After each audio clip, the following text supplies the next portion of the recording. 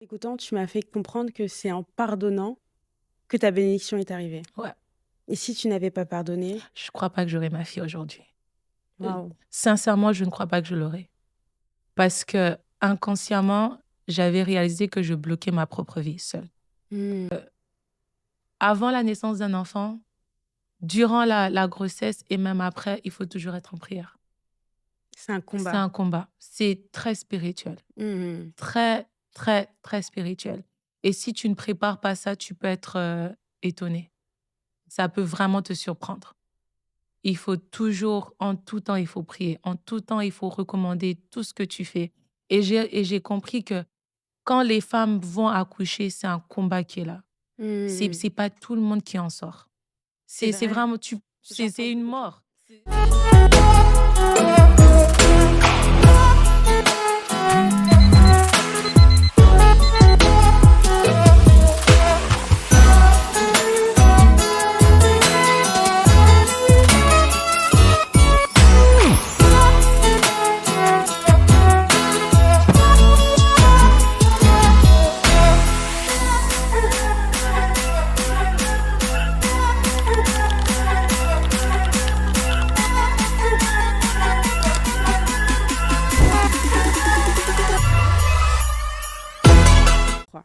Hello, bienvenue dans le podcast du Club des Restaurés. J'espère que vous allez bien. Alors aujourd'hui, je ne suis pas seule. Est-ce que tu peux te présenter? Bah, merci beaucoup de m'avoir sur ton plateau. Mon nom est Tridi, je suis du Canada, Toronto. Je suis mère, mariée et servante et adoratrice. Tu as beaucoup de chapeaux Ouais. et je voulais échanger avec toi sur ces sujets-là. Être jeune, Mhm. être maman, être servante, c'est déjà beaucoup. Ah ouais, c'est vraiment beaucoup. Mais par la grâce de Dieu, je trouve que c'est un honneur aussi. Mhm, Je le prends comme une grâce mhm, que Dieu m'a accordé d'avoir tout ça parce qu'avant, je n'avais aucun titre. Mais mm. par la grâce de Dieu, je suis là où je suis aujourd'hui. Tu sais, je voulais aussi beaucoup échanger avec toi sur le sujet de la maternité aussi, tu vois. Mhm. Euh, je pense que énormément de personnes même qui m'écoutent espèrent être maman, sont sur le chemin d'être maman ou sont déjà maman. Mhm. Mais tu vois, je me sentais pas digne de parler sur le sujet de la maternité parce que j'ai pas d'enfant, pas encore. Mais Mhm. Amen. je me dis, il y a beaucoup de secrets, beaucoup de combats autour de la maternité. Et après qu'on ait parlé de la maternité, j'aimerais aussi parler de ton rôle de servante. Mhm. Parce que tu sers aussi le Seigneur en étant maman. J'aimerais savoir si, je vais peut-être te poser des questions un peu bêtes, mais il y a des personnes qui ne connaissent rien, entre guillemets, mais j'aimerais savoir si c'est compatible, toutes ces Mhm. choses-là. Mais avant toute chose, j'aimerais vraiment qu'on rentre dans la maternité, si ça ne te D'accord. dérange pas. Déjà, même moi, je suis très nouvelle Mhm, dans ce rôle de maman. Ma fille n'a que 19 mois, mhm, donc elle a qu'une année. Et pour être sincère, ça n'a pas été facile. J'ai toujours voulu être mère, j'ai toujours voulu avoir des enfants. Et par la grâce de Dieu, Dieu l'a permis que je puisse l'être. mhm, Et ça m'a beaucoup, beaucoup, beaucoup appris. Des fois, souvent, je médite en moi-même et je pense, je me dis, souvent, on voit beaucoup les femmes avec des mamans, avec des enfants, mais on ne réalise pas la charge que c'est. mhm, mhm. Et en tant qu'enfant de Dieu, le côté aussi spirituel. Parce que très tôt, j'ai compris qu'on n'élève pas que des personnes, mais euh, on élève une génération. Oui. Tu vois, par exemple, moi, ma mère, elle croit qu'elle a donné naissance à une fille, mais elle a donné naissance à une génération. Après moi, il y a une autre, like another kid that came after. Oui. Et donc, c'est en comprenant ça avec ma relation avec Dieu que j'ai compris que j'avais vraiment besoin de l'aide du Saint-Esprit pour m'aider même à Mhm, élever mon enfant. Je vais commencer avant la naissance même de ma fille. Donc, je me suis mariée. Première année du mariage, je te dis, bon, l'enfant va venir très mhm. bientôt. C'était ton désir d'avoir un enfant directement après ton Directement, je voulais mariage. pas attendre. Ok. Attendre pourquoi? Non, mais t'as raison. J'ai dit non, je veux que l'enfant arrive tout de suite. Mon mari même me disait non, on a encore du temps, la première Mhm, année. Faut attendre. J'ai dit non, non, non, moi je crois que l'enfant doit venir maintenant. mhm, Et donc j'attendais premier mois, troisième mois, quatrième mois, cinquième mois, rien. mhm. Et même dans les saisons où tu te dis là, c'est sûr que je vais tomber enceinte. Ça ne venait pas. Et là où j'ai compris qu'il y avait un problème, c'était souvent, je faisais des rêves où je voyais que j'étais enceinte, mais je perdais l'enfant. Ok, c'était des rêves. Des rêves, pas en réalité. Okay. Et je trouvais ça bizarre. Et donc, j'ai commencé à dire à mon mari, on doit commencer à prier. Je sens qu'il y a un combat derrière ma fertilité. Il disait, non, ça va. Je peux te poser une question? Ouais. Tu es en train de me dire qu'il peut y avoir des combats contre la fertilité, enfin, dans un mariage, c'est ça? Donc, l'enfant, il n'est pas né, il peut déjà être combattu. Oui, littéralement. Parce que comme j'ai dit, tu donnes naissance à une étoile, tu donnes naissance comme à une nation. Peut-être l'enfant à qui tu dois donner naissance a un appel, on ne sait jamais. Et donc, le diable, sachant cela, il fera tout pour empêcher cela. On le voit dans l'histoire même avec Jésus. Dès qu'il naît, le diable suscite le cœur de Hérode pour tuer l'enfant Jésus-Christ. Pourquoi? À cause de son étoile, à cause de l'appel qu'il avait dans le monde. Et donc, quand j'ai vu ça, après Dieu parle d'une manière ou d'une autre, tu vois. C'était pas nécessairement qu'on m'a dit que non, il y avait un combat, mais j'avais ce pressentiment. Et même dans mes rêves, je le voyais. C'est ça qu'il faut pas négliger les rêves qu'on a aussi. Et je savais, même si mon mari disait non, ça va aller, on est enfant de Dieu, tout ira bien, je savais que non, là, il faut que je prie. Et j'ai commencé à prier. Quand je priais, j'allais faire des rêves où je voyais que non, j'avais l'enfant, mais je voyais comme un animal, un lion qui courait derrière moi pour manger l'enfant. On te poursuivait. Qui me poursuivait. Là, j'ai dit non. Tu t'es levée de la prière. Ouais, là, j'ai dit non. Là, c'est vraiment spirituel. Et quel type de prière t'as faite? Parce qu'il y a des mamans qui nous écoutent ou des personnes qui désirent avoir un enfant. C'est une bonne question, parce que c'est important. Parce que c'est vrai qu'après, il faut prier poussé par l'Esprit de Dieu. Tu vois. Et Dieu merci à la parole de Dieu qui est comme un blueprint, qui nous aide, un guide, qui nous permet à voir d'autres histoires, d'autres personnes et savoir comment faire les choses. En lisant ma parole, en lisant la parole de Dieu, et en lisant l'histoire de Anne, j'ai compris que si tu veux recevoir une réponse à tes prières provenant de Dieu, surtout dans la fertilité, tu veux montrer à Dieu que si tu me donnes cet enfant va te servir. Oui. Il sera utile à toi. Et donc, c'est ce que je disais à Dieu. Je disais, Seigneur, regarde, moi, je te sers. Je t'ai consacré ma vie. Je t'ai donné ma vie. L'enfant que tu vas me donner, cet enfant va te servir. Cet enfant, je te le consacre. Et je lui disais, Seigneur, tu as dit dans ta parole que nous allons nous multiplier. Moi, tu ne m'as pas appelé à ne pas me multiplier. Je le déclarais sur moi-même. Je disais, je vais donner naissance. Je ne vais pas donner naissance à n'importe quel enfant. Les enfants que je vais donner naissance seront des princes, seront des serviteurs, des sacrificateurs. Ils seront consacrés à toi. Je ferai tout. Comme tu as dit avec Samson, que la maman de Samson ne boit pas du vin, qu'elle soit consacrée même pour l'enfant. J'ai dit, Seigneur, de même je le ferai. Et je lui rappelais ça. Je lui rappelais sa parole. Parce que si je lui dis ma parole, elle n'a aucun poids, tu vois. Mais la parole de Dieu, il ne peut pas, il peut pas contredire sa propre parole. Donc, c'est ce que je lui disais. Je le prononçais tous les jours. Et non seulement le prononcer, mais je lui disais avec foi, en croyant qu'il pouvait le faire. Parce que souvent, c'est très facile de voir la situation, d'avoir peur et de prier, mais dans la crainte. Mais quand tu pries avec foi, en ayant confiance en Dieu, ça pèse. Ouais, oui. C'est ça. Waouh. Et donc, tu priais, tu t'es dit, t'étais en combat, enfin, même pas, c'est pas que t'étais en combat, mais tu faisais des songes, etc. Et tu t'es pas arrêté qu'aux songes, tu t'es pas dit, bon, ok, bon, je fais ces songes, Dieu me donnera quand même l'enfant. Parce que des fois, tu te vois avec l'enfant, tu vois qu'on te course, mais quand même, tu as l'enfant dans tes bras. Donc, ça veut dire que si tu suis bien les songes, à un moment donné, le Seigneur a réalisé ce qu'il souhaitait dans ta vie. Mais tu t'es dit, non, je vais commencer à prier. Tu as commencé à prier inspiré de l'Esprit de Dieu. Et du coup, est-ce que c'est venu comme ça? Ah, et là, c'est là où l'histoire devient très intéressante. Et en priant, et ce fut qu'à un moment donné, il y a quelque chose qui s'est passé dans ma vie et des gens avaient fait certaines choses. J'ai eu un rapport qui m'avait tellement blessée. Ça m'avait blessé l'âme. Je ressentais la haine dans mon cœur. Je ne voulais pas pardonner du tout. Et c'était passé pendant un long moment.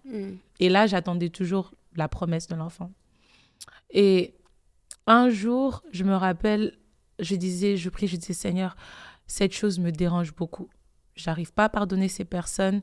Alors, j'avais décidé d'appeler mon père spirituel, archevêque Jacques Malouma. Donc, je l'appelle, je lui dis, Nadi, regarde, il y a ça, ça, ça et ça.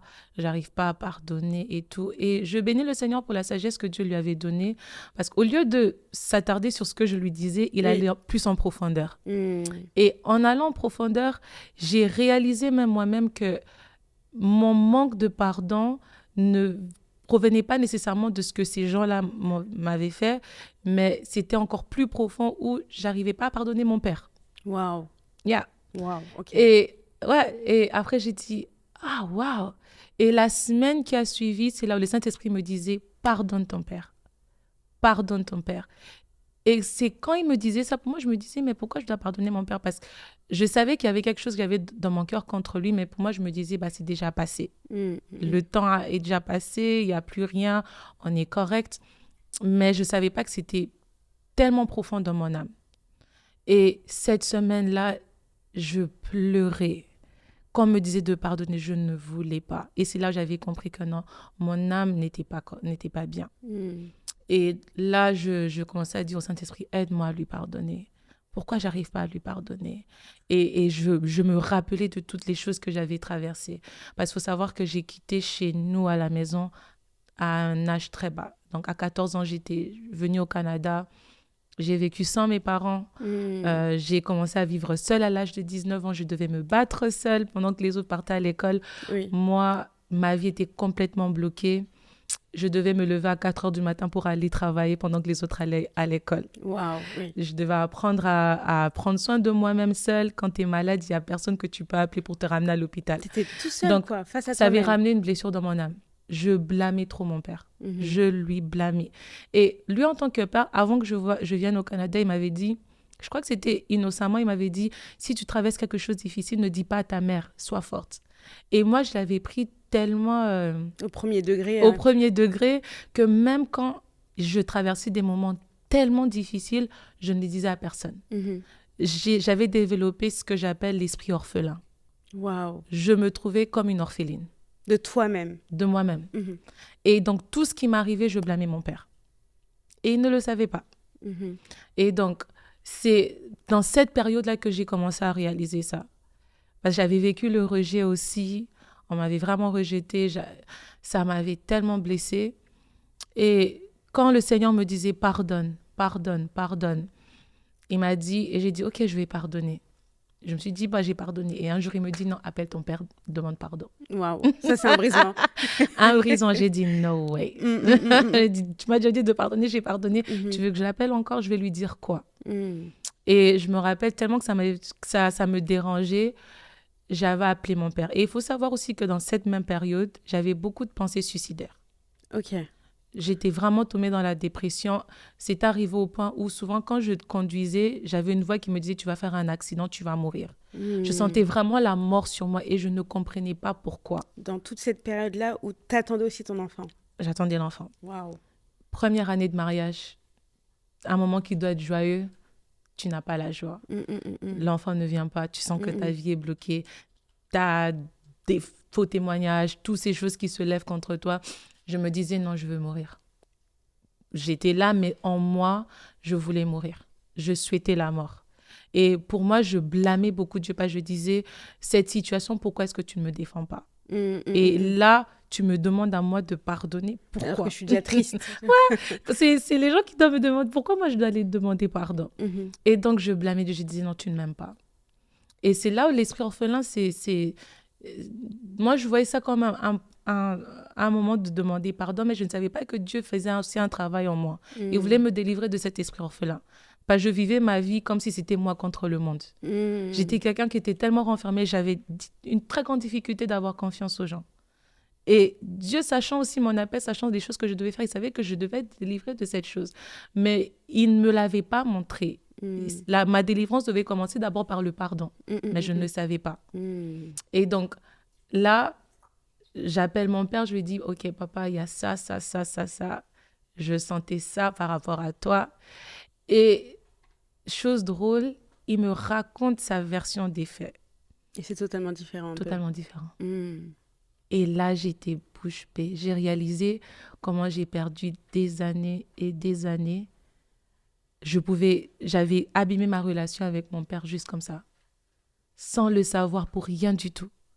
Et il me disait, pourquoi tu m'as pas dit que tu traversais toutes ces choses? Je ne savais même pas comment lui expliquer. Et je bénis le Seigneur pour mon père parce qu'à ce moment-là, il m'a dit, et le Seigneur me disait, ne va même pas te justifier, demande juste pardon à ton père. Je lui ai demandé, je lui ai dit, papa, pardonne-moi. Il a dit, je te pardonne. Et il m'a dit, je vais te bénir. Il m'a béni. Après, il a appelé ma mère, il a dit, bénis-la. Ma mère m'a béni. Et la même semaine, je reçois un message d'une personne proche qui me dit qu'elle avait fait un rêve. Et dans ce rêve, elle se voyait à l'église et quelqu'un qui était sur la chaire lui dit, va dire à Tridi. Et j'avais arrêté de prier pour l'enfant à ce moment-là. La personne lui dit, va dire à Tridi, dis-lui que la réponse de sa prière arrive demain. Wow. Et elle m'a dit, quand j'ai reçu ce message, elle avait compris que c'était par rapport à la fertilité. Quand elle m'a dit ça, j'ai ri. J'ai dit, de quoi tu parles? De toute façon, je prie même plus pour ça. Là, parce que là, je voulais juste pardonner. Et c'était plus facile même pour moi de pardonner les autres personnes qui m'avaient blessée. J'ai dit non, là, je pense même plus à l'enfant. Là, je veux juste pardonner. J'ai réalisé que j'ai marché dans l'amertume pendant longtemps. Donc, le Saint-Esprit m'avait même fait oublier toute autre chose. Je voulais juste travailler sur le pardon et tout. Et il y avait une conférence Femmes affranchies. La conférence s'est passée. Je te dis, ça n'a pas fait 2 semaines. Je suis tombée enceinte. Waouh. Mais tu sais, Tridi, tu es en train de me dire, tu m'as dit quelque chose de fort. Tu m'as dit, finalement, en t'écoutant, tu m'as fait comprendre que c'est en pardonnant que ta bénédiction est arrivée. Ouais. Et si tu n'avais pas pardonné? Je ne crois pas que j'aurais ma fille aujourd'hui. Waouh. Sincèrement, je ne crois pas que je l'aurais. Parce que inconsciemment, j'avais réalisé que je bloquais ma propre vie seule. En refusant de pardonner. Et pas seulement pardonner, mais aussi sans pardonner mon père. Souvent, on oublie que dans la Bible, il y a un principe spirituel où Dieu dit honorez vos parents. Tu honoreras ton père et ta mère. C'est dans les 10 commandements. C'est un principe qui est dans la Bible. Et souvent, le diable aime faire qu'on puisse... Et c'est connu. À chaque fois que je parle avec les gens, je réalisais que beaucoup de personnes ont des problèmes avec leurs parents. Et ce que le Saint-Esprit m'avait révélé à moi, c'était que l'esprit de mort qui me poursuivait parce que je n'honorais pas mes parents. C'était à cause de mon amertume, quand mes parents, j'étais devenue rebelle, je ne les écoutais pas. Je ne parlais pas à mon père, je ne parlais pas à ma mère. S'il me disait quelque chose, je n'écoutais pas. J'avais cette haine en moi. Et c'était une porte ouverte.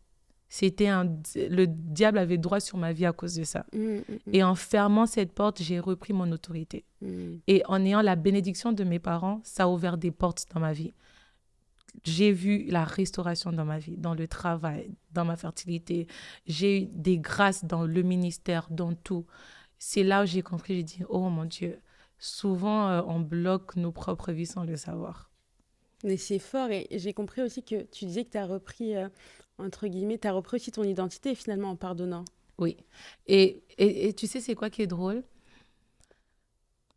Quand je refusais de pardonner, j'avais toujours l'impression comme si Dieu ne me pardonnait pas. Il pardonnait les autres facilement, sauf moi.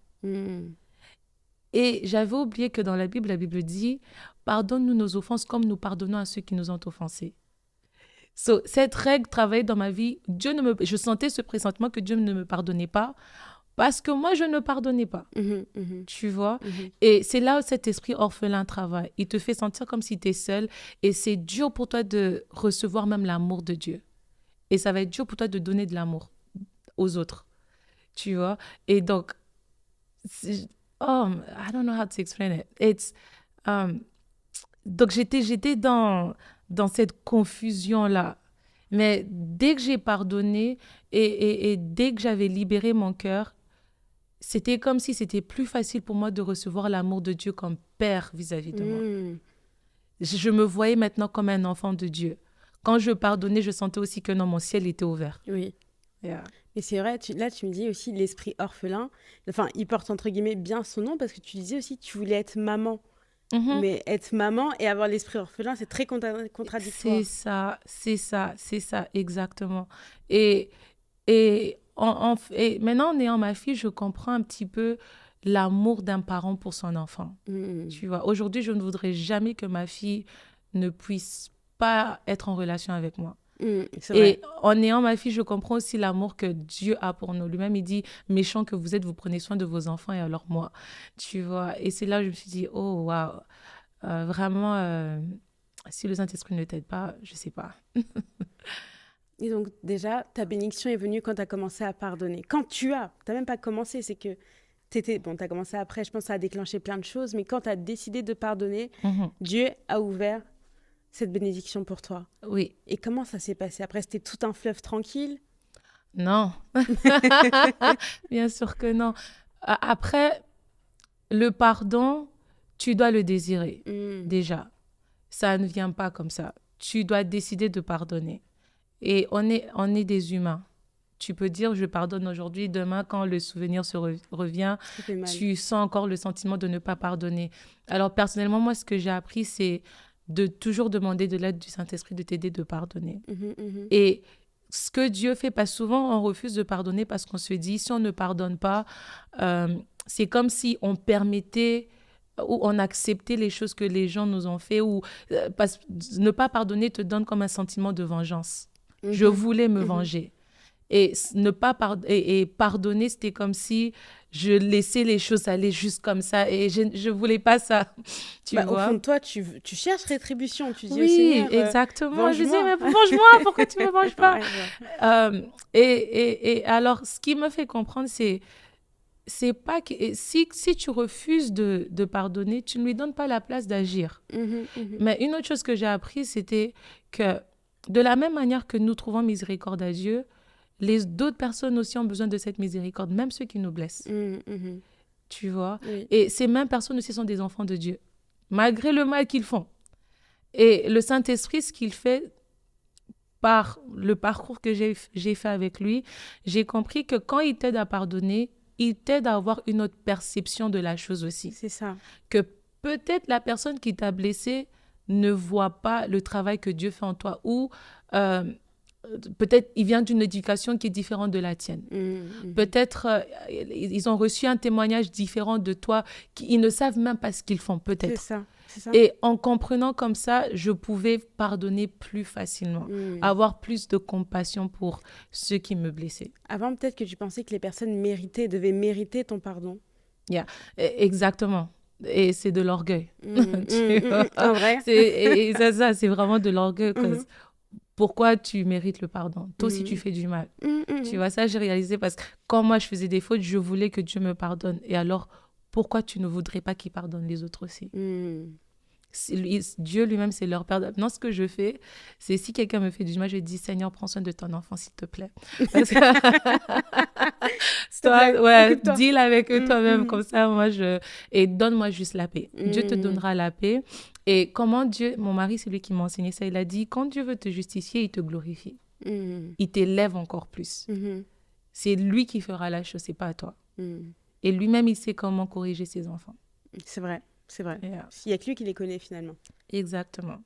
Et donc, après, dans cette période-là, j'ai aussi appris comment prier pour mon enfant. Donc, je tombe enceinte, la grossesse va bien, Mhm. mais là, les rêves ne s'arrêtent pas. Je continue à rêver où il y a des attaques, des trucs comme ça. Et une chose que Dieu m'avait dit de faire, c'est de continuer à servir. Ok, donc quand tu dis servir, parce que peut-être il y a des personnes qui connaissent pas, mais Ah, c'est quand tu dis servir, c'est toujours t'as- comment tu peux expliquer toi ton service? pour moi, servir, c'est déjà, je chante à la chorale. D'accord. Je chante à la chorale, je suis coordinatrice à mon église, donc j'aide tout ce qui concerne le déroulement des cultes.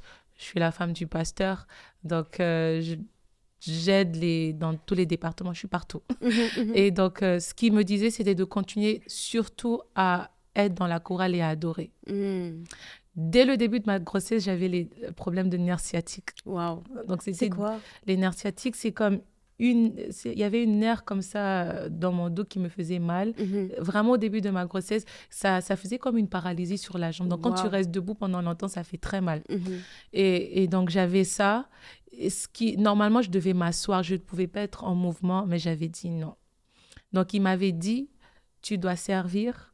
Et quand tu sers, loue beaucoup. Je devais louer. Même à la maison, je dansais. Je mettais la musique et je dansais. Aujourd'hui, les gens me disent toujours, ma fille, elle danse à tout moment. C'est vrai. Elle danse toujours, elle chante toujours. Mhm. Et je crois que c'est venu de là. Mais elle me disait de louer. Il m'a enseigné à combattre dans la louange Wow. et rester dans la joie. Toujours être dans la joie. Je refusais la négativité. Je ne disais pas des choses négatives. Et je parlais toujours sur mon enfant. Je prononçais des paroles. Je vais aller jusqu'à terme. Tu ne mourras pas. Tu grandiras. Tu serviras l'Éternel. La main de l'Éternel est sur toi. Je répétais la parole de Dieu, les psaumes, toutes ces choses. Et quand j'étais sur l'autel, j'adorais Dieu. Je disais, Seigneur, malgré mon état, je t'adore. Je chante pour toi. Je ferai tout. Les gens me disaient, ah, c'est toi, t'es enceinte. Tu fais trop de mouvements. Je disais, laissez-moi. Ouais. Laissez-moi. Et je crois que c'est comme ça que je combattais mes batailles. Yeah. Wow. Et donc, tu arrives, donc ta grossesse, tu continues à servir le Seigneur, t'es dévouée, t'es dévouée, t'es dévouée, t'es dévouée. Et ça va? Jusqu'à la fin. Et maintenant, j'étais à 37 semaines. Il faut savoir que je travaille et j'étudie en même temps. D'accord. Wow. Et donc, je me rappelle, je commençais à avoir des maux de tête. Je ne comprenais pas trop. Et jusqu'au point où souvent, j'avais envie de... Je voyais flou. Et une fois, on va au magasin, et c'était dans un Shoppers Drug Mart. Et dans les Shoppers, il y a des machines où on prend la tension. Une fois, elle me disait, prends ta tension, prends ta tension. Je me disais, pourquoi je vais prendre ma tension? J'ai dit à mon mari, je ne sais pas, il faut que je prenne ma tension peut-être. Il me dit, non, ça va, ça va, ça va. Je vais voir mon OB-GYN. Ok. Je sais pas, Gynécologue gynécologue, ouais, Ok. peut-être. Et elle prend ma tension, c'est normal. Mais mes pieds gonflés et tout. Les mamans même de l'église me disaient, mais tes pieds gonflent comme ça, faut pas prendre trop de sel et tout. Moi, je me disais que c'était normal. Un jour, je dis à mon mari, non, là, on doit aller à l'hôpital. Et on riait même, on se disait, est-ce qu'on prenne le sac du bébé directement? Parce que c'était le 1er avril. Qu'on prenne le sac du bébé aussi. J'ai dit, non, tu crois que je vais accoucher aujourd'hui? Il dit, non, qu'on prenne peut-être. J'étais à 37 semaines. On a pris son sac, on va dans la voiture. Je me rappelle, j'ai même pris une photo assise, couchée sur le lit, parce que je voulais faire poisson d'avril à mes parents. Okay. J'ai dit, je suis à l'hôpital. Et ils m'écrivaient, tu fais quoi là où tu vas coucher? J'ai dit, non, poisson d'avril. Ouais. Je suis couchée comme ça. L'infirmière, je suis couchée sur le lit, elle a mis la machine pour la tension. On voit, elle entre, elle regarde la machine, elle nous regarde, elle ne dit rien, elle sort. Nous, on est là, on rit, on parle et tout. Elle revient avec une autre personne, une autre infirmière. Elle regarde la machine, elle me dit, tes chiffres sont un peu élevés, mais ça va, on appelle le médecin, on arrive. Après, on dit, ok, il n'y a pas de problème. Après, nous, on ne sait pas comment les chiffres sur la machine, on ne comprend rien. Elle part, elle revient. Et quand elle regarde, le médecin arrive, il regarde. Et c'était une femme. Elle me dit, tu vas accoucher aujourd'hui, madame. J'ai dit, de quoi tu parles? Pour moi, je me disais, c'est poisson d'avril. Parce qu'on est le 1er avril. Non, they're pranking me. There's no way. Ouais. Et puis, il dit, non, tes chiffres sont... Ma tension, elle était tellement élevée. Je me rappelle plus c'était quoi les chiffres, mais c'était vraiment très haut, au point où je faisais la préclampsie, en fait. Wow. Et ils disent non, on doit déclencher l'accouchement, oui. J'ai dit, je ne suis pas prête. J'ai dit, je n'étais pas venue pour accoucher. Non, je ne peux pas. Ils ont dit, si tu n'accouches pas, soit toi tu meurs, soit c'est l'enfant qui va mourir. Waouh. Tu venais juste comme ça. Enfin, pour toi, tu étais dans un mood, c'était une blague. C'est ça. Et c'est ça que je dis toujours. C'est ça l'avantage qu'on a quand on est enfant de Dieu, parce que le Saint-Esprit veille sur nous, tu vois. Pour moi, j'avais aucune raison d'aller à l'hôpital. C'était juste ce sentiment qui était en moi, la voix qui me disait, va à l'hôpital, va à l'hôpital, va à l'hôpital. Et Dieu merci, on est parti. Quand on va à l'hôpital, directement, on appelle ma belle-mère, donc l'archevêque Béatrice et Daddy était là aussi, donc l'archevêque Jacques Malouma, ils étaient là. Et directement, ils sont venus. Ils viennent, on va dans la chambre et je bénis le Seigneur pour c'est ma belle-mère, mais c'est ma maman. Dieu merci, c'est une femme de prière. Mhm. Elle n'a pas arrêté de prier tout le long de tous les 2 jours que j'étais à l'hôpital. Mm. Elle continuait de prier. Mes parents aussi, mes parents dormaient par terre, Wow. littéralement. Donc tout le monde Mhm. était en prière parce que ma tension ne descendait pas. Mm. Je pouvais mourir là. Ça ne descendait pas. À chaque fois que j'avais les contractions, ça montait. Et c'était au point où ma tête, j'avais un mot de tête pas possible. C'est comme si j'avais une brique sur ma tête. Et on m'a donné les médicaments. Ça ne descendait pas du tout. C'était toujours aussi haut. C'était haut. Et ils avaient peur que j'allais avoir un stroke. C'est Une crise pas cardiaque. crise cardiaque. Yeah. Donc, on me donnait le médicament, on m'a donné, je sais pas, c'est une drogue comme ça, là, j'ai dormi, Mhm. mais ça ne descendait pas. Je voyais l'archevêque Jacques, il stressait, même il regardait, il disait, mais c'est quoi ça? On me disait, ne parle pas et tout, sois calme. Les contractions arrivent, parce qu'on avait déclenché, donc quand les contractions venaient, Mhm. ça augmente encore Fais attention. ma tension. Et jusqu'à, on m'a donné l'épidurale. On m'a Oui. donné 2 fois l'épidurale, ça n'a pas marché. 2 fois, ça n'a pas 2 fois, ça marché. n'a pas marché. Ok. Donc là, je disais, Saint-Esprit, là, je ne sais pas c'est quoi. Et puis, c'est bien de s'entourer avec des gens qui prient. Eux, ils continuent de prier. Ils priaient pour moi. Et là où j'étais, je disais, Seigneur, Seigneur, souviens-toi. C'est vrai qu'il faut servir Dieu. Mm. Faut servir Dieu. Faut servir Dieu. Là, je rappelais au Seigneur, je dis, Seigneur, je te sers. Je t'ai service. Préserve-moi. Mm. Préserve-moi. Souviens-toi de comment je t'ai servi dans ma grossesse. Je t'ai loué. Ne permets pas que le diable puisse avoir le Gagner cette dernier bataille, mot. c'est Non, ça. ne permets pas. It has to end in praise. Je disais, ça Mm. doit se terminer dans la louange. Amen. Et on a continué comme ça jusqu'à ce que je devais accoucher. Je disais au médecin, je vais accoucher. Et l'épidurale ne marchait pas. Je disais, je vais accoucher, je vais accoucher. Le médecin me disait, non, attends encore. Je lui ai dit, ah, si tu attends comme ça, moi, je vais accoucher moi-même. Mm. Et j'ai accouché, le médecin a presque raté même l'accouchement. Wow. Elle est sortie en 5 minutes. C'est vrai. J'ai poussé 2 fois. Wow. Elle est sortie et le combat n'était toujours pas fini. Mm. Dès qu'elle est sortie, la petite est sortie, on l'a pris, on l'a mis sur son lit. Et là, j'ai eu un sentiment bizarre où je voulais dormir. Mm. J'avais une paix, une joie, mais je voulais dormir. Et je me rappelle, la dernière image que j'avais, je voyais la petite et son papa. Et je disais, Seigneur, dans mon cœur, je disais, ah, merci Seigneur, finalement. Et Mm. après, je disais au médecin, maintenant, je veux dormir. Tu lui as dit maintenant je veux dormir. Oui, je disais Wow. au médecin, je veux dormir. Mhm. Et je commençais à me coucher. Et là, le médecin me disait, ne dors pas, ne dors pas. Je ne savais pas que je faisais une hémorragie. Wow. Je saignais beaucoup. Je saignais, mais je voulais dormir. Je leur disais, OK, I'm going to sleep now. Et le médecin disait à mon mari, dis à ta femme de ne pas dormir. Et je ne savais pas tout ce qui se... Pour moi, j'avais juste une paix, une joie. Et sincèrement, je dis toujours, si je mourais le jour-là, je savais que j'allais aller au ciel. Parce que la paix, la joie que j'avais, c'était Mm. bizarre. Tu avais fait ton travail, tu avais tout donné, Oui, donc tu dis je suis en paix. c'était comme si j'allais me reposer. Oui. Tu Mhm. vois?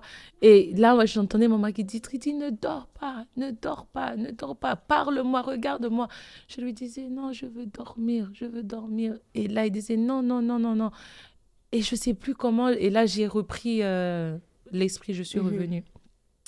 Là où j'ai su que c'était grave, ce qui m'est arrivé, c'est quand je devais aller prendre ma douche et je m'excuse, je vois tu vois les trucs que les médecins portent à la tête, Oui. je vois des papiers et tout qui est sorti de moi. Wow. Et donc, tellement que je perdais beaucoup de sang et il n'y avait pas le temps, ils Ils ont cherchaient mis, tout c'est ça, pour pour arrêter le arrêter sang. l'hémorragie.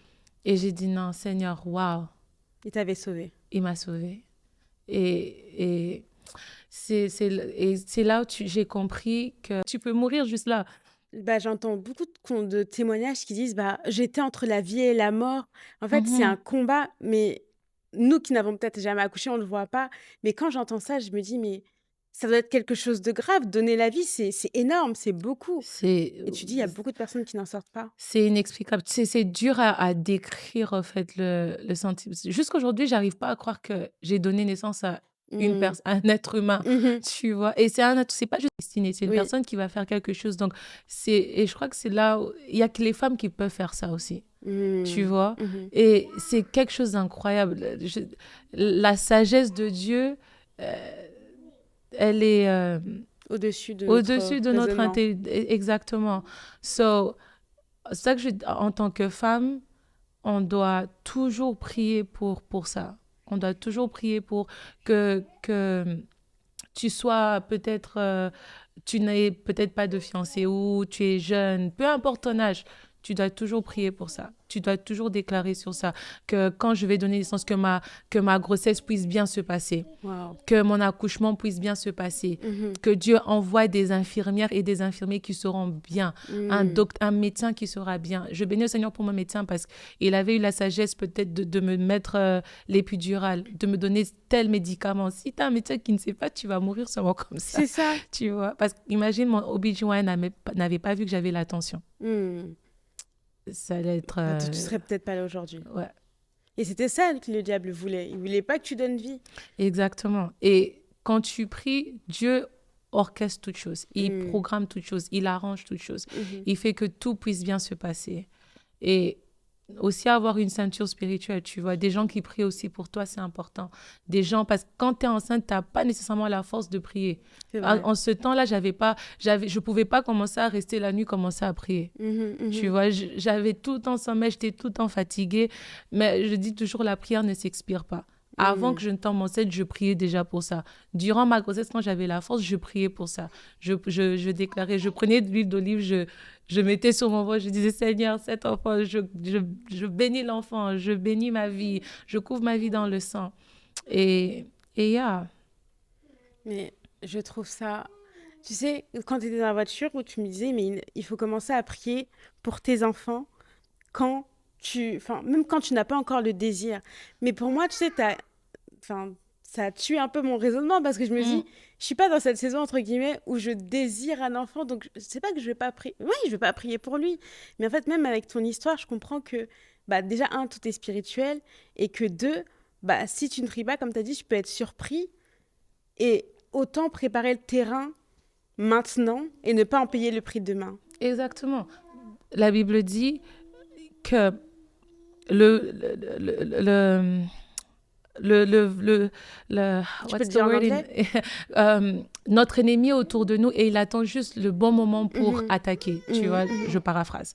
Et si, en tant que chrétien, quand on sait qu'on a un ennemi qui est autour de nous, pourquoi pas prendre les précautions, Mhm. tu vois? Et souvent, notre erreur, c'est qu'on attend toujours quand les problèmes arrivent pour maintenant se lever. Des fois, ça peut être trop tard. Mm. Des fois, ça peut vraiment être trop tard. Et vaut mieux prévenir que Que guérir, guérir, c'est ce qu'on c'est dit. ça. Right? Et donc, si tu sais que tu es jeune, tu as le temps, et même si tu ne t'attends pas au mariage, prie. Ça ne prend pas 10 minutes, 15 minutes. Ça Tu ne peux coûte dire, rien. Seigneur, je te recommande ma vie, je te recommande mon futur mari. Garde-le là où il est, protège-le, Mhm. donne-lui la sagesse de bien marcher avec toi. Tu vois, je disais des choses comme ça, j'écrivais, je disais à Dieu, aide-moi à connaître c'est quoi que tu appelles mes enfants à faire. Mm. Donne-moi la sagesse d'être... une chose que Dieu... Sorry, I'm speaking too much, mais une chose que je demandais à Dieu, je lui disais, dans cette saison où j'attends mon mari, prépare-moi. Souvent, on Mm. prie pour qu'on ait un bon mari, mais on ne prie pas pour Être notre propre préparé, préparation. c'est vrai. Tu vois? Et je disais, prépare-moi, aide-moi à être une bonne femme. Qu'est-ce que je dois travailler en moi? Donne-moi la sagesse de bien maintenir une maison. Mhm. Donne-moi la sagesse de bien être avec ma belle famille. Mhm. Avec comment élever des enfants. Mhm. Tu vois? Même élever un enfant, faut C'est être ça, sage. c'est pas, j'ai l'impression que ça s'apprend aussi, tu vois. Ça Dieu s'apprend. est là pour nous apprendre et mettre des personnes autour de Exactement. nous. Et souvent, c'est des choses qu'on néglige, tu Mm, vois. mhm, Quand tu lis la Bible, tu vois que même la Bible est là pour nous enseigner. mhm. Tu vois même qu'il y a des histoires dans la Bible où le père de Joseph aimait beaucoup plus Joseph, mais il donnait pas le même amour aux autres enfants. Mm. Et tu réalises comment qu'on peut créer certaines zizanies entre frères et sœurs si on donne plus d'amour à un enfant. Et pas un Et autre. c'est là pour qu'on puisse apprendre. Et là, je comprends même pour moi-même, si j'ai plusieurs enfants, faut que je fasse attention de ne pas juste aimer plus un enfant et de négliger les autres enfants parce qu'ils peuvent commencer à se battre entre eux, ils peuvent créer des trahisons entre eux. Tu vois, juste des sagesses comme ça. Et c'est pourquoi je dis toujours en tant que chrétien, on doit beaucoup lire la Bible. La Bible est là comme guide. Tu vois, souvent on attend des révélations et tout, mais quand tu lis la Bible, tu lis les histoires qui sont dans la Bible, ça t'enseigne. La femme, on appelle la femme du Proverbe 31. C'est une histoire elle était entrepreneuse, elle se réveillait tôt le matin. Alors j'ai compris que même en tant que femme, en tant que maman, je dois aussi travailler. Je dois pouvoir pour ma maison. Une femme sage bâtit sa maison, ça veut dire quoi?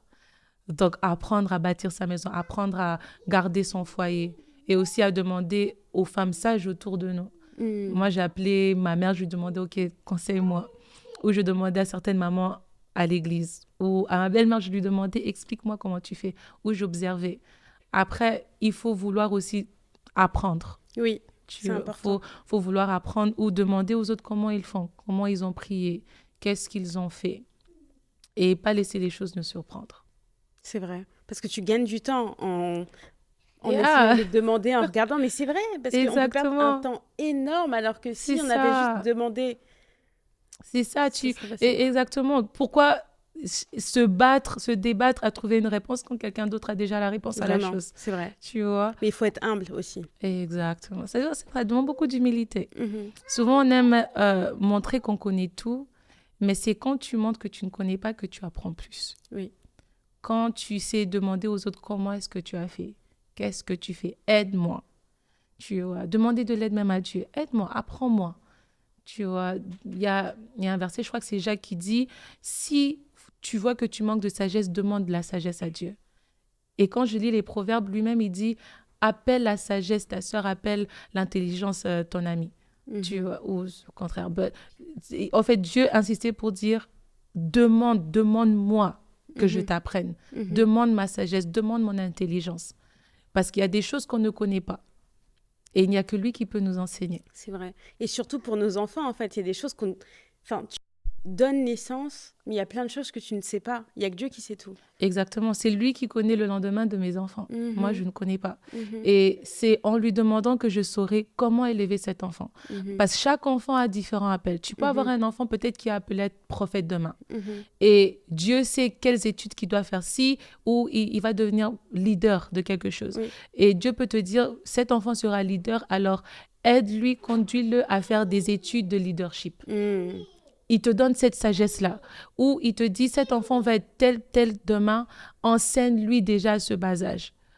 Moi, par la grâce de Dieu, Dieu m'a révélé pour mon enfant. Il ne va pas tout te dire nécessairement, mais il pourra te donner une idée. Et tu peux déjà le voir à comment l'enfant grandit. Tu vas peut-être voir l'enfant voudra plus chanter. Là, tu comprends, elle sera une adoratrice. Alors, quoi faire?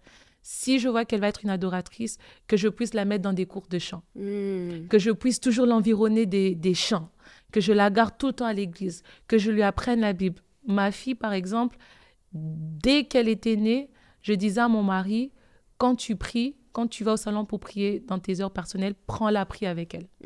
C'est ce qu'on faisait. Donc, quand elle était bébé et nous, on allait prier pour nos temps personnels, on priait avec elle. Et donc, il priait avec elle.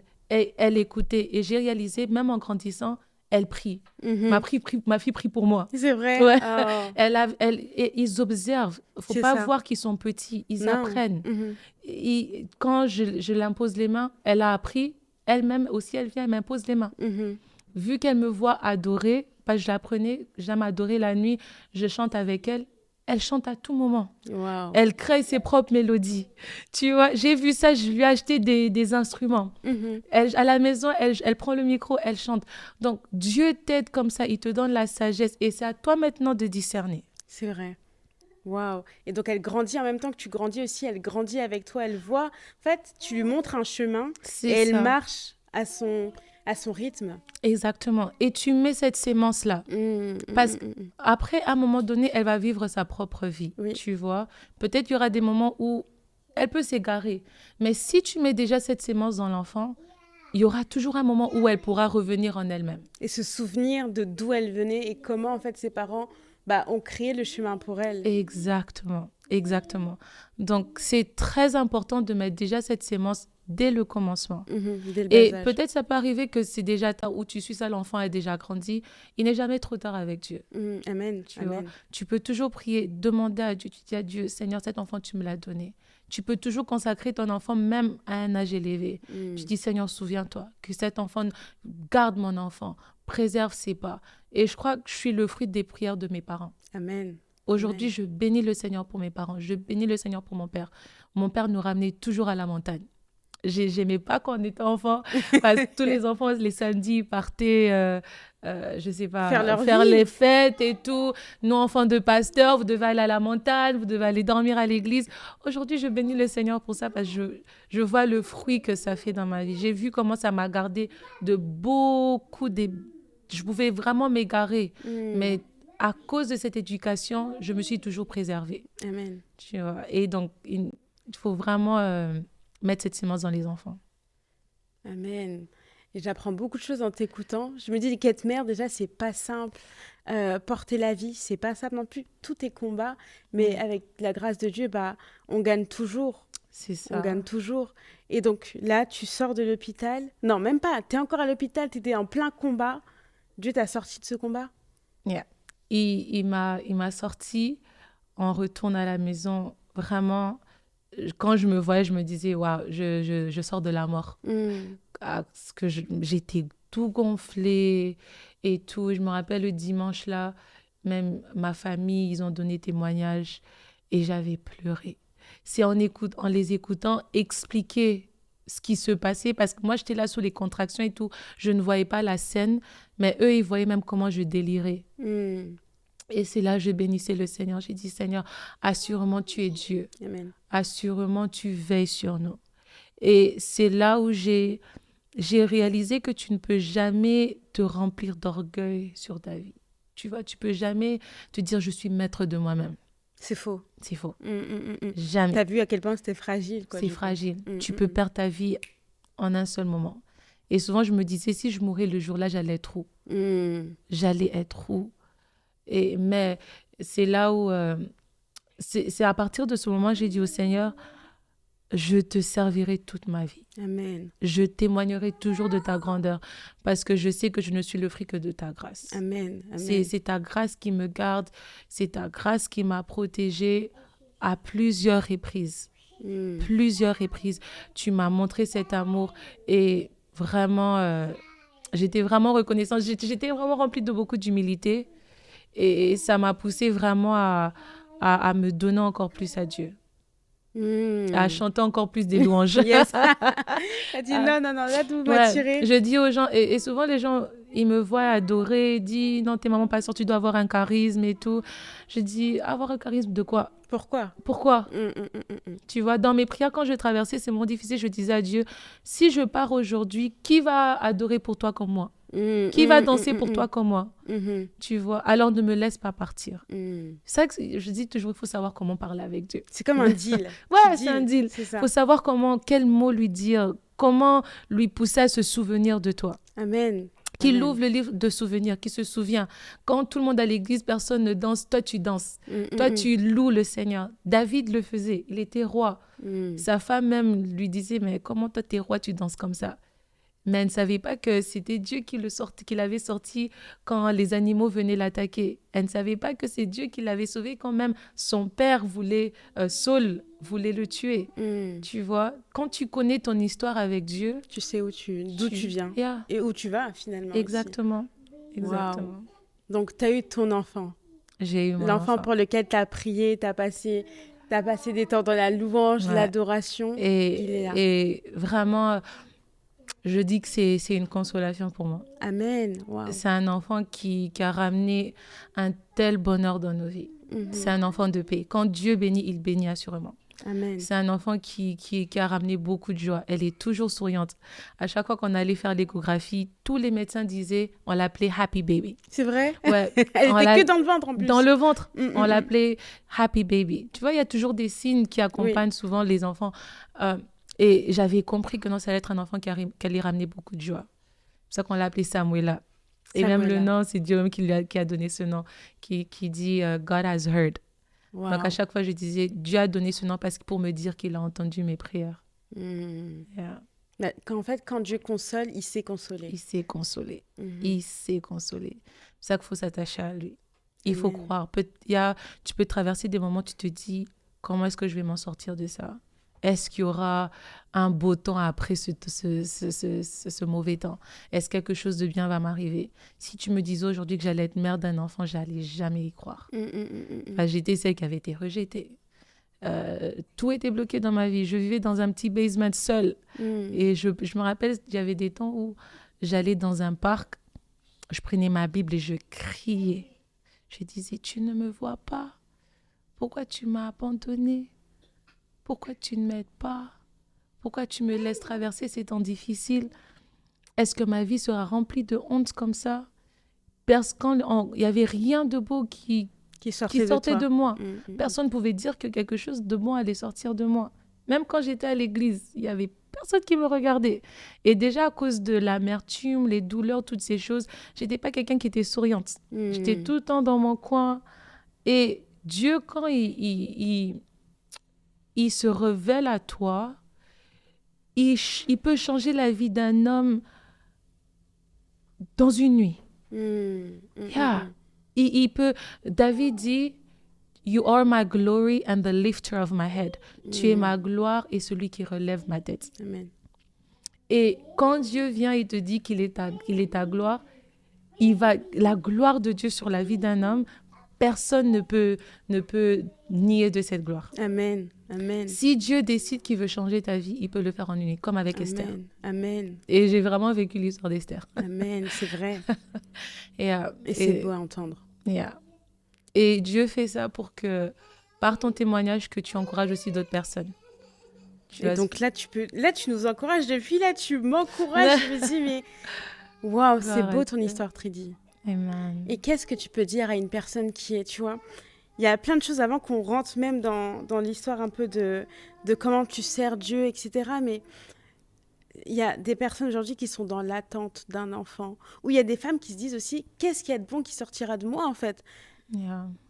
On est toutes des femmes, des fois on se pose des questions. C'est vrai qu'on est là dans un moment de notre vie. Ah, mais je vais être maman, ça n'arrive pas. Je vais faire ci, ça passe pas. Et peut-être que l'âge avance. Il y a plein de questions qu'on se pose. Qu'est-ce que tu peux dire à une femme ce soir ou ce matin qui va nous écouter, peu importe d'où elle est? Déjà, la première chose que je pourrais leur dire, c'est ta valeur ne dépend pas de ton enfant. Déjà. Amen. Amen. Un enfant ne pourra jamais te satisfaire. Ça paraît dur à dire, mais j'ai très vite compris ça. Il y a une chose que le Saint-Esprit m'a apprise, c'est que ta satisfaction ne viendra jamais de ton mariage, de ton travail, de tes finances ou de ton enfant. J'ai dû d'abord comprendre que ma satisfaction ne vient que de la présence de Dieu. Je devais d'abord être satisfaite de lui. Il devait être d'abord tout pour moi et le reste n'était qu'un plus. Parce que souvent, il est très facile de juste vouloir un enfant et ça devient même ton idole et tu abandonnes Dieu. C'est vrai, oui. Et c'est pas ça le but de Dieu. Dieu veut qu'il soit d'abord premier pour toi. Il y a d'autres femmes, peut-être, dans la volonté de Dieu, ce n'est peut-être pas que tu aies des enfants. Peut-être il veut que tu adoptes, peut-être, ou que tu sois... c'est une réalité. Oui. Et donc, ça serait un mensonge si je dis que non, tu auras ton enfant parce que c'est né que Dieu c'est dans la volonté de Dieu. Amen. Et une chose que j'ai très vite appris, c'est toujours de demander la volonté de Dieu. Quelle est ta volonté pour ma vie? La raison pour laquelle je demandais à Dieu pour cet enfant, c'est pas je savais que c'était dans sa volonté. Et donc, c'est pour ça que j'insistais pour ça. Mais même quand j'insistais, je lui disais que tu me donnes ou que tu ne me donnes pas, je te glorifierai. Amen. Et c'est ça même souvent qui pousse même plus Dieu à faire dans nos vies. Souvent, Dieu ne fait pas parce qu'il sait, si je te donne cet enfant, tu vas m'abandonner. Si je te donne ce mari, tu vas m'abandonner. Tu pourras perdre ton salut parce que c'est devenu ton idole, ton tout. Exactement.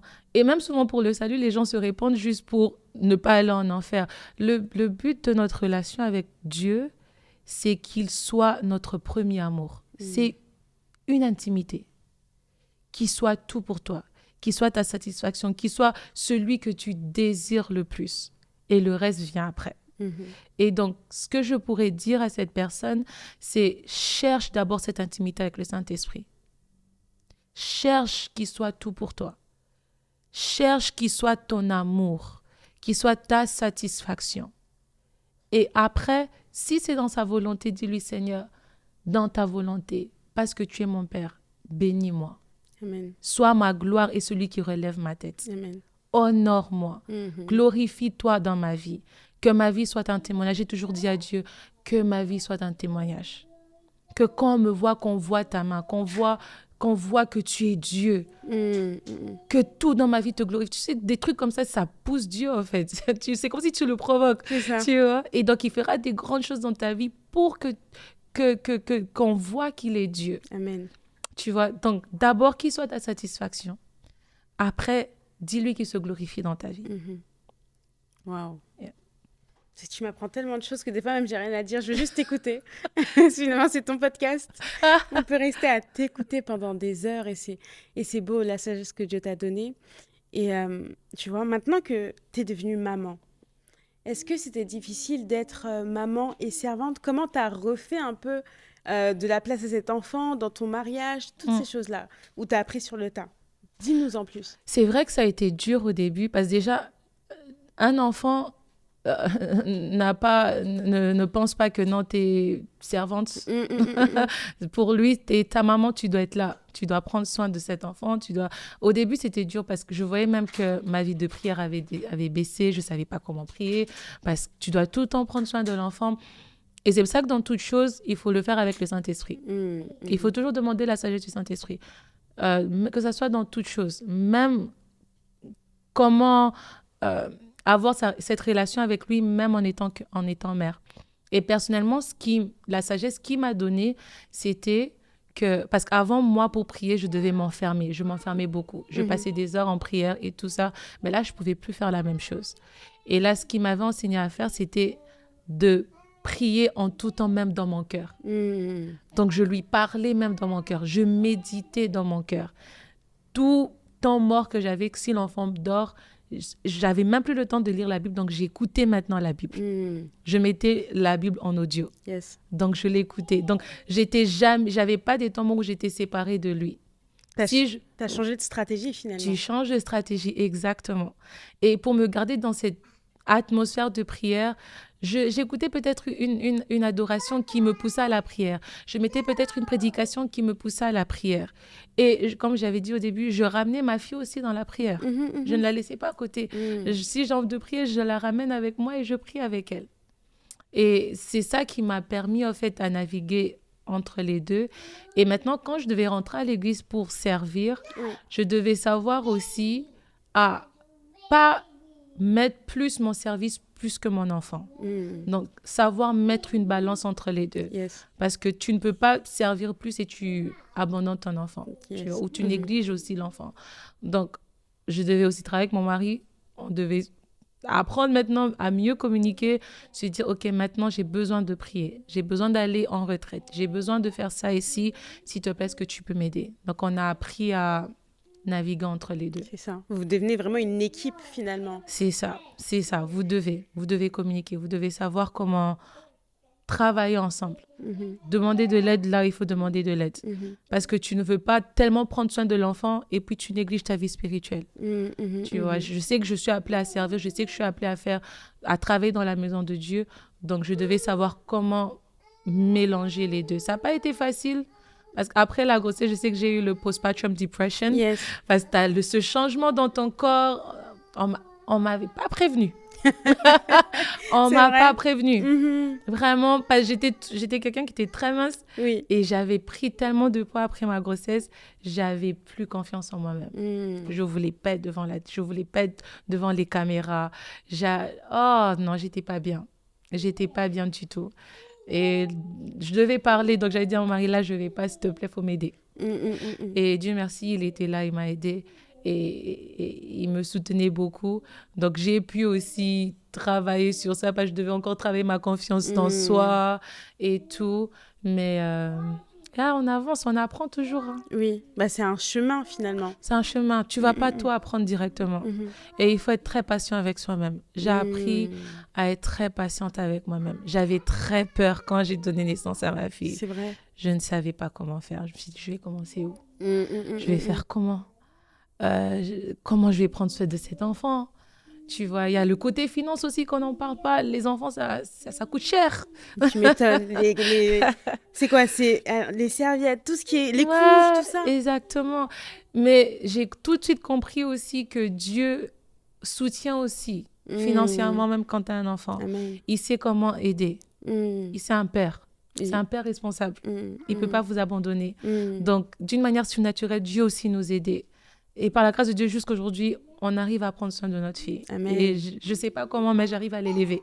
Amen. Yeah. Avec l'aide de Dieu. Avec l'aide de Dieu. Parce que c'est un travail à trois, finalement. Il y a Dieu, toi et l'enfant. C'est ça. C'est ça. Souvent, on se dit qu'on le fait nous-mêmes, que Dieu ne peut pas nous aider dans ce domaine. C'est une erreur. Même dans la maternité, Dieu peut nous aider. Il y a une sagesse. Déjà, Dieu a le côté père, il a le côté mère aussi. Tu vois? Oui. Il l'a fait avant nous. Il sait ça, il sait le faire mieux que nous. Yes. C'est ça. Donc, pourquoi pas lui demander? On peut lui demander toutes choses. Il y a pas une prière que tu peux pas faire à Dieu. Yes. C'est lui qui a élevé les enfants en premier. C'est lui à l'origine de la création. Exactement. Exactement. C'est très dit. Plus je t'écoute, plus je me dis, mais déjà, le Seigneur s'est consolé, il s'est écouté. Quand je vois ta fille chanter et danser, je me suis dit, mais waouh, en fait, Seigneur, tu entends les pleurs de tes enfants. Et je me dis aussi une chose que tu m'as appris ce soir, c'est, en fait, Inès prie en tout temps, peu importe les sujets. En fait, il n'y a pas de saison pour prier sur les sujets. Je peux prier même avant la saison. Comme ça, entre guillemets, les prières, quand la saison tomberont, les prières tomberont aussi avec elle dans la saison et elle fonctionnera pour toi dans cette saison. Et je me suis dit, mais ok. Et en fait, rien n'est parfait. Il n'y a que Dieu qui est parfait, tu vois. Et dans ce chemin où on apprend à être mère, on apprend à être femme, on apprend toutes les choses, bah, il n'y a personne d'autre qui peut nous apprendre mieux que Dieu. C'est ça. C'est ça aussi. Et c'est vrai qu'on peut demander aux gens autour de nous, mais chaque chemin sont différents. On va pas vivre les mêmes choses. Oui. Il y a des conseils que j'ai eu d'autres personnes qui ne s'appliquaient pas à ma vie. Tu vois. Il y a d'autres conseils que j'ai eu qui s'appliquaient à ma vie. Mais la personne qui savait exactement ce que j'avais besoin, c'était Dieu. C'était le Saint-Esprit. Amen. Et je devais moi-même lui demander de l'aide. Tu vois, c'est pas venu du ciel comme ça. Et c'est pas comme si j'ai juste dit Seigneur, aide-moi et puis c'est venu directement. Non, j'ai cherché, j'ai persévéré, j'étais désespérée. Je lui disais, c'est des prières où tu dis Seigneur, si tu ne m'aides pas, je n'y arriverai pas. Si tu ne me soutiens pas et si je ne pourrai pas. Imagine, je suis mariée, directement tu deviens maman pasteur et directement tu deviens mère. Waouh, un mélange de en même temps. C'est ça. Et donc quand j'ai vu ça, je devais être sincère en moi-même pour dire, et je suis très jeune. Les gens le savent, je suis vraiment jeune. Et je devais être sincère avec moi-même pour dire, Seigneur, ce que tu me donnes est trop grand. Et je refuse de le maintenir par ma propre intelligence. Si tu me l'as donné, accorde-moi l'intelligence pour manager toutes ces choses. Amen. Et donc, moi-même, je devais aller prendre ma Bible, chercher des exemples dans la Bible, comment être une mère, comment être maman pasteur, comment être femme, une femme mariée. Demander aussi des conseils à ceux qui sont autour de moi. Prendre ce que je pouvais prendre, laisser ce que je devais laisser. Donc, tu dois toi-même aller chercher ça. C'est ça. Et ce qui est beau, c'est que Dieu te répond toujours. Il répond. Plus tu cherches, plus lui aussi il est désireux de te répondre pour ta situation. C'est ça. Mais après, je dois être sincère. C'est pas comme si tu vas recevoir la réponse directement. Ça prend du temps. Ça prend du temps. Yes. Après, ce qu'il faut savoir que Dieu, je dis toujours, he's a king. C'est un roi. C'est un roi. Et un roi, c'est pas tu l'appelles, tu dis roi, réponds-moi et il te répond directement. Non, tu suis sa cadence. Yes, ses procédures. Ses procédures, exactement. So, je devais lui demander et être patiente. Et la manière dont il répond aussi, c'est différent. Ça peut être, il te dit directement, il te parle dans un rêve ou c'est dans une situation. Un problème qui paraît comme un problème, mais c'est là où tu retrouves ta réponse. Wow. Ou en voyant aussi la vie d'autres personnes. Tu apprends des autres. Voilà. C'est pour ça aussi que c'est important d'être, déjà d'être accessible, parce que si demain on vient de te poser une question, comment t'as fait ça? bah, tu peux aussi y répondre. C'est Ou ça. le témoignage aussi, c'est là où on voit comment Dieu a fait. Et je pense que même à travers ce témoignage, énormément de personnes pourront gagner du temps, je Amen. l'espère. Et est-ce que tu pourrais prier pour nous, les femmes, les futures mamans, j'espère Mm. beaucoup d'enfants, Amen. les futures mamans ou même les mamans qui ont des enfants, pour nous Mm. tous en fait, la prière selon ce que Dieu, toi, te dit à l'instant T. Bien sûr. Déjà, j'ai à cœur de parler aussi aux mamans qui ont déjà des enfants Mm, parce que c'est pas facile. Tu vois, je peux parler, je suis encore à ce niveau. Ça, j'ai dit, j'ai pas nécessairement beaucoup d'expérience parce que je suis encore à cette étape. Ma fille n'a que 1 an. mm, Et je connais aussi des mamans qui ont des enfants qui sont un peu plus âgés et c'est pas facile. C'est pas facile du tout. Et ça demande beaucoup de sagesse, ça demande d'avoir un grand cœur, ça demande d'être très patiente. mhm. Et je prie vraiment beaucoup pour surtout ces mamans-là parce que souvent on ne voit pas les sacrifices qu'elles font. Souvent on ne les donne pas les fleurs qu'elles méritent C'est aussi. vrai, c'est vrai, c'est vrai. Euh, et coup de chapeau à vous les mamans. Ah, vraiment, good job, good job. Vraiment, good job. Je dis toujours aux gens autour de moi, c'est après que j'ai eu ma fille que je suis allée, j'ai appelé ma mère, j'ai dit, maman, pardonne-moi. Je lui ai demandé pardon parce que j'ai réalisé au fait que le travail qu'elle avait fait n'était pas facile. Mhm, Elle a pu élever 4 enfants. Ça n'a pas été facile. Elle était maman pasteur et mhm. tout ça, elle a fait avant moi. Et donc, je l'honore beaucoup. Amen. Alors, si je pouvais prier, je vais prier. Seigneur Dieu de grâce, je te dis merci. Merci car tu nous as permis d'être sur une plateforme comme celle-ci. Merci car tu as permis que je partage mon témoignage. Merci car tu as permis que je persévère jusqu'aujourd'hui afin que je partage ce témoignage. Seigneur, ce n'est que par ta grâce et ton amour et ta patience. Père, je prie aujourd'hui pour toutes ces femmes, ces jeunes filles qui s'attendent au mariage, qui s'attendent aux enfants ou qui ont déjà des enfants. Père, je prie à ce que ta main soit sur elles. Je prie, ô toi, Esprit de sagesse, que tu reposes sur elles, que tu leur accordes la sagesse, que tu conduises leurs pas, que tu te révèles à eux, que tu les soutiennes, que tu sois une force pour eux. S'il y avait des femmes qui étaient découragées, qui étaient fatiguées, je prie à ce que tu les fortifies, ô Dieu. S'il y avait des femmes qui s'attendaient à une promesse, Père, je prie, toi, ce même Dieu qui a donné ce fils à Anne, qui m'a aussi donné, Père, je prie à ce que tu les visites, que tu te glorifies dans leur vie, que leur vie soit un témoignage, de la même manière que j'ai témoigné, qu'elle témoigne aussi de ta grandeur, qu'elle témoigne de ta fidélité, parce que tu es le Dieu fidèle. Ce que tu dis, tu ne changes jamais tes paroles et tu ne mens jamais. Père, je prie qu'au travers de ce podcast, au travers de ce témoignage, que tu puisses te manifester dans la vie de plusieurs et que tu ramènes une délivrance, que tu ramènes une clarté, que tu ramènes une paix, une guérison intérieure peut-être aussi. Père, je te remercie pour ce que tu feras, pour ce que tu as déjà commencé à faire. Merci pour tous les témoignages, merci pour les guérisons, merci pour tous les bébés miracles. Au nom puissant de Jésus-Christ, j'ai ainsi prié. Amen. Amen. Amen. Tridi, à part ça, je sais que bah, tu es une femme déjà dans le ministère, que tu Mhm. as un podcast. Et j'aimerais parler de ce sujet. Donne-nous tes réseaux si quelqu'un veut te suivre, quelqu'un veut t'écrire. Où est-ce qu'on peut te joindre? D'accord.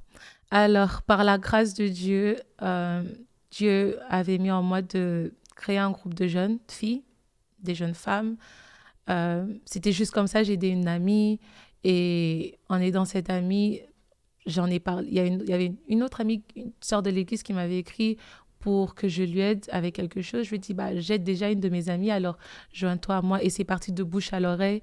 Et c'est d'où est sorti Daughters of Zion, Ok, ou les filles de hello. Sion. Et donc, on est un groupe de jeunes filles qui se réunit dans la prière. Mhm, On partage la parole, on s'édifie, on prie, on intercède pour les autres. mhm. Je crois au ministère de la femme, je crois que Dieu appelle les femmes à des grandes choses. Et donc, c'est dans cette plateforme-là que j'exerce, sous l'autorité aussi de ma mère spirituelle, qui est l'archevêque D'accord. Béatrice Maluma, Mhm. que je salue. Et aussi, à part ça, j'ai aussi un podcast qui s'appelle 360 Transformation. Et D'accord. alors, En fait, le but de 360 Transformation, c'est...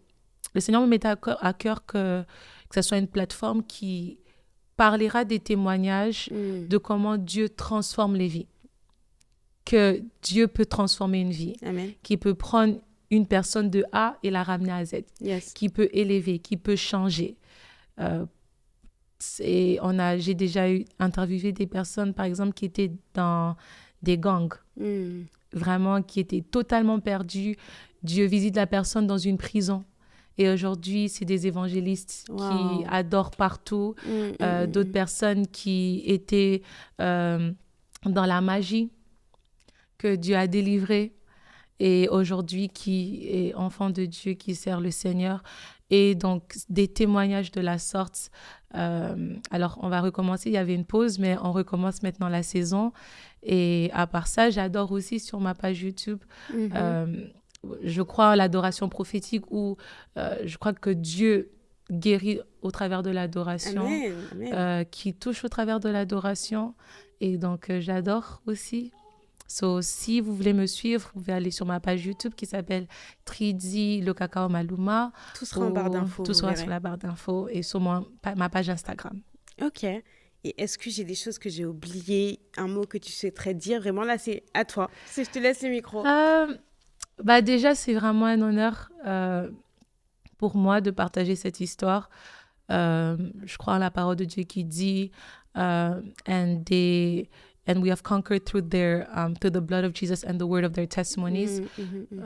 Donc, je crois que par les témoignages que plusieurs peuvent être touchés, peuvent être transformés. Et je prie vraiment, je bénis le Seigneur pour ce genre de plateforme aussi. Amen. Parce que on ne réalise pas l'ampleur que ça ramène dans la vie d'autres personnes. Et je prie que ça aille de loin, que ça aille encore plus loin. Et que nous continuions à faire de la même chose. Amen. Comme nous l'avons témoigné, que d'autres personnes aussi témoignent de ça. Amen. Ce que Dieu fera dans leur vie pour amener un réveil. Amen. Que les gens sachent que Jésus-Christ est réel. Jésus-Christ est Dieu qui peut tout faire. Amen. Merci beaucoup. On se dit à très bientôt. À très bientôt. Au revoir.